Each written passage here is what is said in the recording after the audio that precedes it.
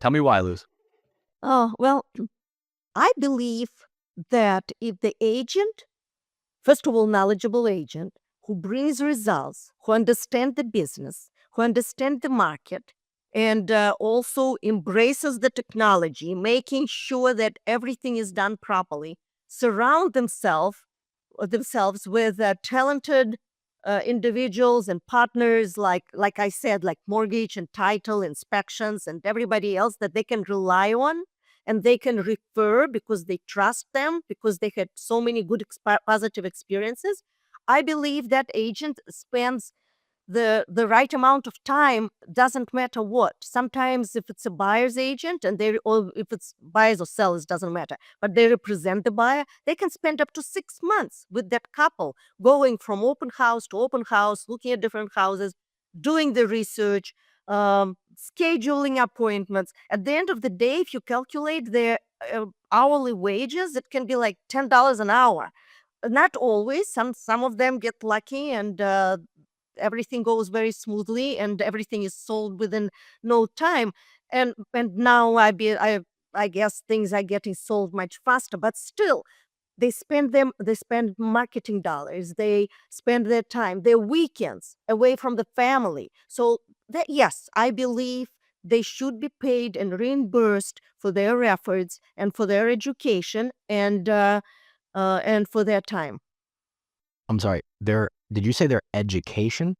Because like, in my opinion, the agent should invest in their education. They should go to classes. They have to have CA classes. That is very time consuming as well. The good agent will really take an extra step and try to learn something else and understand technology and other products and whatever else is offered. And that is important because that is time consuming as well. And that's why. I want to be your manager so I can go promote you to Disney so that you can create the next fantasy that they put out in the big box office because I have no idea. I didn't know that someone could create such an amazing fantasy land of these phenomenal people that are all, let's be clear. I said that the agents, again, term big agents are overpaid. Absolutely.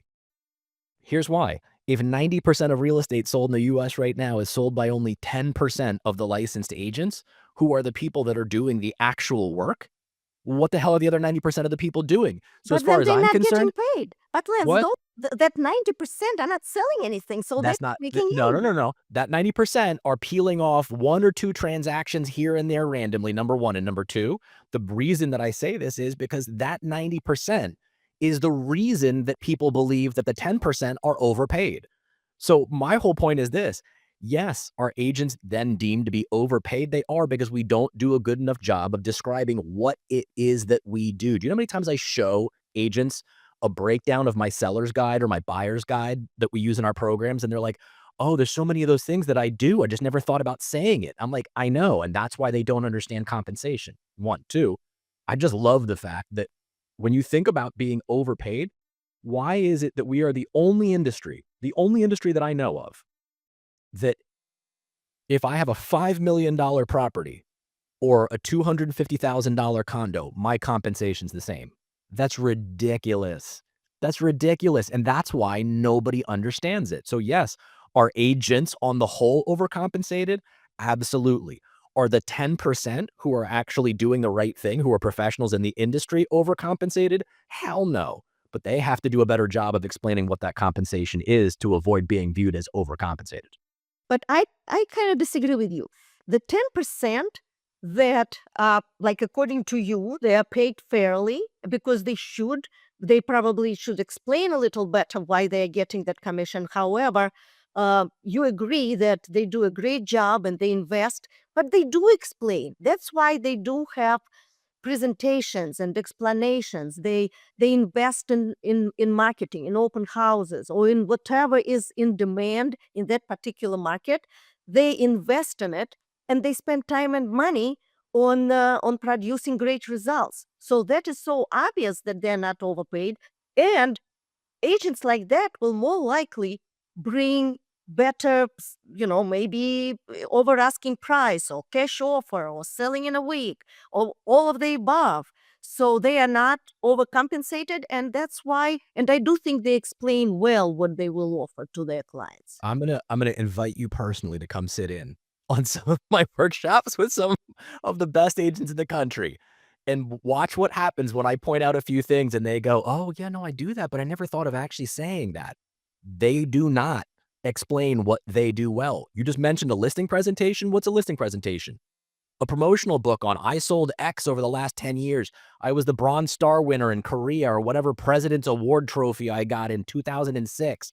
Followed then by my brokerage does No, no, this, no. my That's not brokerage what does I'm. that. No, no, no, Lance. That's not what listing presentation is. Listing presentation is what I am expected to do for you. And also, everything bullet point by bullet point, in order for us to reach the goal, that's what has to be done. We have to get the house ready.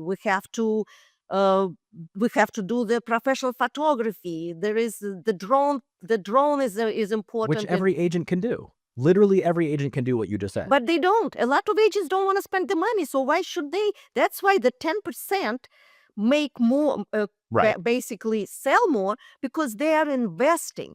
They're investing money, efforts, knowledge, and everything else. I think we should peel off a whole episode dedicated to this because I think this is a great topic.